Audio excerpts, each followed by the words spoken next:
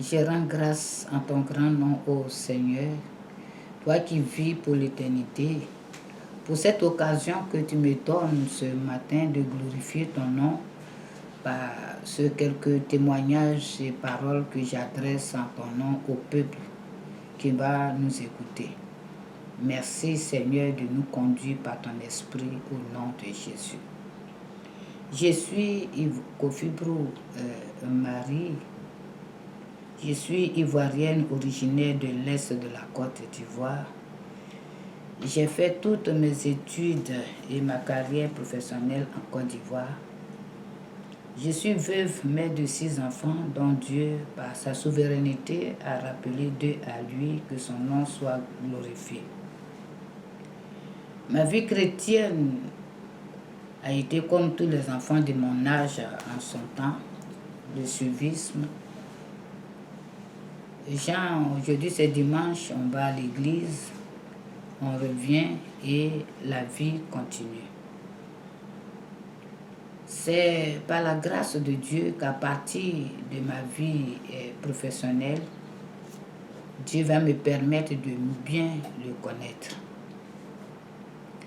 Et ce, à la suite du décès de mon feu mari, avec toutes les pressions que je subissais, je n'avais pas d'autre choix que de chercher le Seigneur. Et comme la Bible le dit, quand nous cherchons le Seigneur de tout cœur, il se laisse trouver, alors il s'est laissé trouver. Je bénis sincèrement son nom. Donc pendant plutôt 7 ans de tourbillon, pour pouvoir me soutenir, Dieu a mis sur mon passage des hommes de Dieu, tels que le jeune prophète Amani, qui en son temps avait un groupe de prière, une cellule de prière. Il m'a vraiment soutenu en son temps pendant au moins 2 ans. Et Dieu, par sa grâce, va me conduire, après ces 2 ans, vers le révérend Komo Jean-François, le leader des ambassades des vainqueurs, aujourd'hui bishop, que je salue au départ. Il avait même une de ses ambassades qui tenait ses activités à la maison. C'était l'occasion pour moi d'être plus proche de Dieu et de le chercher et de compter sur son secours. Il ne m'a point laissé, Seigneur, que ton nom soit béni à jamais. Alors dans ce même élan de chercher le Seigneur, ce n'est plus parce que j'ai des besoins, des soucis, mais j'ai senti dans mon cœur un profond amour pour le Seigneur et de vouloir faire comme les autres le font, c'est-à-dire prier pour les autres. Et Dieu, dans ce laps de temps, m'appelle au ministère des conducteurs au sein de mon église, l'église méthodiste unie au REM de Trois-Rouges. Et pendant que je suis conductrice, Dieu me permet de travailler conjointement, de prier avec les églises des ambassades des vainqueurs. Et au fur et à mesure, je sentais des approches, des situations vraiment qui me rassuraient et qui me laissaient croire que effectivement le Seigneur était avec moi. Après, avec les ambassades des vainqueurs, Dieu a dirigé mes pas vers mon fils aîné, en la personne du prophète Abraham Eli, qui avait en cette période-là un ministère, le groupe pour Israël. J'ai passé du temps avec lui. Mais là-bas, mon problème, je n'avais pas vraiment l'opportunité de travailler. On allait au ministère, on revenait. Pendant que je sentais le besoin peut-être de diriger une prière, je sentais le besoin d'exhorter et que quelqu'un puisse me dire non, ça c'est bon, ça ce n'est pas bon. Et pendant ce temps, je priais dans mon cœur pour que le Seigneur puisse m'aider à évoluer. Et l'appel s'est réellement manifesté lors d'un grand moment de prière. L'homme de Dieu, en la personne du docteur Agbès, m'a appelé et il m'a dit, mais maman, qu'est-ce que tu fais ici? Qu'est-ce que tu fais pour Dieu? Bon, je ne savais pas quoi répondre. Et il a fini par me dire, non, Dieu a quelque chose à faire avec toi. Donc, maman, il faut chercher le Seigneur. Il faut te disposer. Lui-même va te révéler ce que tu dois faire. Alors, je me suis rendu compte qu'il y a quelque chose vraiment. Par la suite, par les songes, par de multiples songes qui venaient attester réellement qu'il y avait un appel sur ma vie. Alors, en ce moment-là, Papa Milès était là dans mes tout débuts pour ma délivrance, pour me soutenir dans la prière, jusqu'au jour où Dieu m'a fait grâce de rencontrer le pasteur Yao Roger, que je salue de passage. Pasteur, Dieu vous bénisse et bénisse ton ministère et ton foyer. Il a été un coach spirituel puissant. Dans les prières, en ce moment, il était à l'évangélisation classique. Il me recevait dès qu'il a le temps. Parfois, il est fatigué, mais il va venir à la maison. Maman, voici ce qu'il y a lieu de faire. Il faut faire ceci. Effectivement, c'est un appel par toutes les révélations que je partais à lui donner. Et il m'a motivé à chercher le Seigneur comme il se devait. Pendant ce temps-là, j'étais toujours malade. Parce qu'à la suite de la mort de mon mari, j'ai été très malade. Les médecins ont décelé un cancer du côlon. Mais je ne m'étais même pas fait de soucis. Parce que j'avais Dieu. Et papa me laisse en son temps à mes côtés. Et le pasteur Yao Roger également. Et tout ce que Dieu a disposé en son temps, le comité d'intercession au sein duquel Dieu va faire ressortir mes dons, ils étaient présents pour me soutenir. Ils m'ont soutenu. Ils m'ont soutenu plutôt. Et Dieu, par sa grâce, chaque jour qu'il me donnait de l'espérance. Car le projet qu'il a formé sur nous, c'est des projets de paix et non de malheur, afin que nous ayons de l'espérance, selon Jérémie 29, le verset 11. Seigneur, je rends gloire à ton nom. Et après que par les activités multiples, le pasteur s'est un peu retiré par le biais de Chabio, je fais la rencontre de mon père dans l'œuvre, à la personne d'Abraham Noé.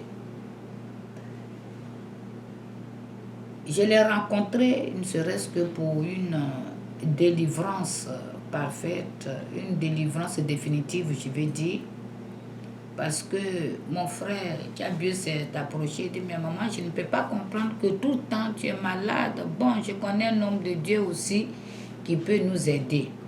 Et c'est comme ça que il s'est rendu jusqu'à mon domicile. Dieu l'a disposé réellement pour cette délivrance. Et après ça, Dieu lui a demandé de me guider, de me conduire dans l'œuvre. Il a prié. Et quand il a eu la conviction, pendant 2 années, de 2012 à 2014, il a été pour nous, pour MPDAS. Il a posé les premières bases de MPDAS, au point où, pendant tout ce temps-là, lui-même, il a oublié son ministère. Et quand il a vu qu'on pouvait aller, on pouvait se débrouiller, si je peux m'exprimer ainsi, alors il a tourné, lui aussi, il est reparti vers son ministère. Je bénis Dieu au passage pour sa vie, pour son ministère, pour son église, je veux dire une grande église. Seigneur, que ton nom soit béni à jamais pour ton serviteur, son église et sa famille. Pendant ce temps, c'est toujours les pensé, le ministère est là, mais nous faisons comment? C'est là que cette occasion ce matin qui m'est donnée, c'est pour aussi signifier à tous ceux qui nous ont soutenus que jusque-là, si je n'ai pas eu le temps de bénir Dieu, de le dire ouvertement, j'ai toujours porté cette envie-là dans mon cœur.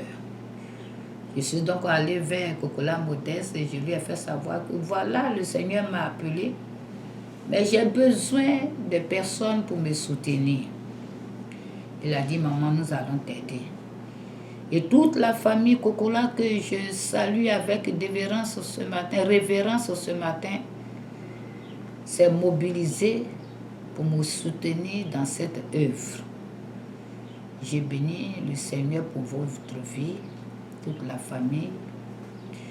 Et je prie le Seigneur qui se souvient de vous, parce que je n'ai que mes genoux pour vous. Modeste, Dieu te bénisse. Et nous avons continué cette œuvre. L'œuvre humaine n'a jamais été parfaite.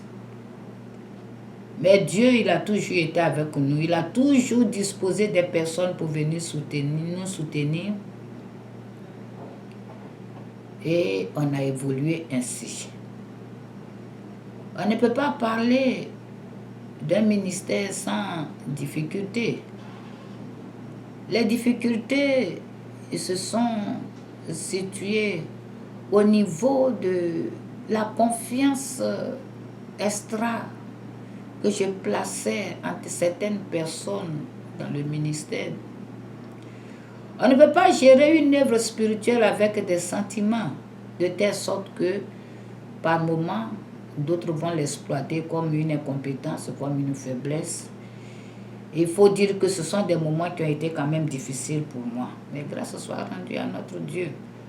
Parce que ces épreuves-là n'ont pas été laissées pour compte, au contraire. J'ai su les exploiter et aujourd'hui j'en tire bénéfice, Dieu merci. À part ça, comme tout appel, j'ai souffert un peu par certains de mes frères à l'église méthodiste. Oui, c'est quel ministère? Dieu ne l'a pas appelé. Oh, ils ont dit tout ce qu'ils pouvaient dire. Il y en a qui avaient le courage même de venir me dire ça à la maison. Ouais, c'est que l'église ont fait dans la maison. Oh, ce lieu-là, Dieu nous l'avait accordé au comité d'intercession au sein duquel Dieu a révélé les dons à chacun de nous et qui nous a dit il arrivera des moments où parmi vous d'autres vont partir. Tout cela, j'ai béni le grand nom du Seigneur parce qu'il m'a donné la force de surmonter tout ça. Dieu, tu es fidèle. Quand Dieu nous appelle, il nous équipe, il nous donne tous les moyens pour que nous œuvrons pour lui. Et c'est ce qu'il continue de faire jusqu'à ce jour. Aujourd'hui, je suis entouré de 18 personnes, des hommes et des femmes. Nous formons donc un staff de 18 membres. Et le ministère se divisé en comités. Il y a le comité des formateurs, le comité de la délivrance, le comité de l'ornement, le groupe de louanges et l'action sociale. Et j'ai béni le Seigneur pour la vie de tous les responsables qui dirigent ces différents comités. Que Dieu vous bénisse. Je rends gloire au grand nom de notre Seigneur qui me met devant cette caméra aujourd'hui, qui nous a donné une chaîne pour le ministère, nous donner l'opportunité de nous exprimer selon ses besoins. Seigneur, je te suis reconnaissant pour toute ma vie. Demeure honoré, mon Dieu. Et c'est ainsi que nous œuvrons. La vision du ministère, c'est de bâtir une œuvre à l'Éternel, un camp de prière et de retraite pour le peuple de Dieu. Et Dieu nous a fait grâce d'acquérir un terrain à Bangourou avec une superficie de 120 mètres carrés. Nous sommes à pied d'œuvre pour avoir des moyens nécessaires pour commencer cette bâtisse. Je bénis Dieu pour la vie de Papa Dogo, qui n'a ménagé aucun effort pour nous tirer une maquette extraordinaire. Aujourd'hui, gloire soit rendue à Dieu. Je crois que quelques parents ont écouté notre cri de cœur et ils nous soutiennent. Cette vision ne sera une réalité que si vous qui nous écoutez, vous nous soutenez. C'est un appel que nous vous adressons en ce jour, vous qui croyez toujours en ce ministère. Je disais comme ça tout le temps aux gens, je dis, mais si ce n'est pas la paix de Dieu, à cet âge-là, c'est quoi? Dieu m'a fait grâce de travailler, de finir et d'avoir de quoi subvenir à mes besoins. C'est pour l'amour de Dieu, c'est par la volonté de Dieu que nous sommes là. Alors vous qui nous attendez, nous vous sollicitons en ce jour afin que vous nous souteniez plutôt pour réaliser cette vision. Que Dieu vous bénisse. Je voudrais dire merci au Seigneur pour le mouvement de réveil national. À la tête, Papa Abi Paul, qui sans même le savoir en son temps où j'étais très malade entre midi et 14, a participé à ma délivrance à Jérusalem des 220 logements avec Papa Bosson, le prédicateur Sako Ebenezer et Sodé Ozana. Je voudrais sincèrement que Dieu se souvienne de vous. Comme je le disais tantôt, je n'ai que mes genoux pour vous.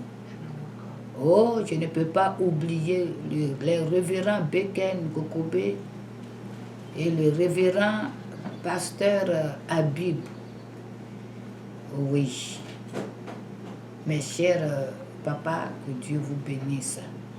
Je ne sais pas quel commentaire je vais faire pour tout ce que vous faites, pour que l'on sache que si aujourd'hui nous sommes encore debout, c'est par vos prières, par vos soutiens, par vos conseils.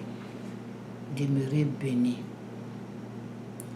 Oui, je vais faire un clin d'œil à tous les parents et fidèles d'Empédas qui ont cru en notre ministère. Il y a des personnes depuis qu'ils nous ont connus jusqu'à aujourd'hui, nous soutiennent par leurs prières, par leurs dons matériels, par les finances de toutes sortes. Et la plupart de ces personnes ne veulent même pas que nous citons leur nom. Ça sera que nous allons taire votre nom sur ces antennes. Que Dieu vous bénisse. Quand tu vas lire ce message, tu sais que je m'adresse à toi.